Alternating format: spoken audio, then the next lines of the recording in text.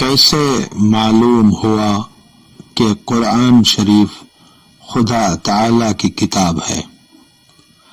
قرآن مجید حضرت محمد صلی اللہ علیہ وآلہ وسلم پر پورا ایک مرتبہ اتارا یا تھوڑا تھوڑا؟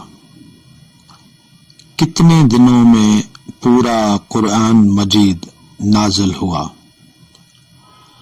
قرآن مجید کس طرح نازل ہوتا تھا؟ آپ صلی اللہ علیہ وآلہ وسلم قرآن مجید خود کیوں نہیں لکھ لیتے تھے؟ امی کسے کہتے ہیں؟ حضرت جبریل علیہ السلام کون ہیں؟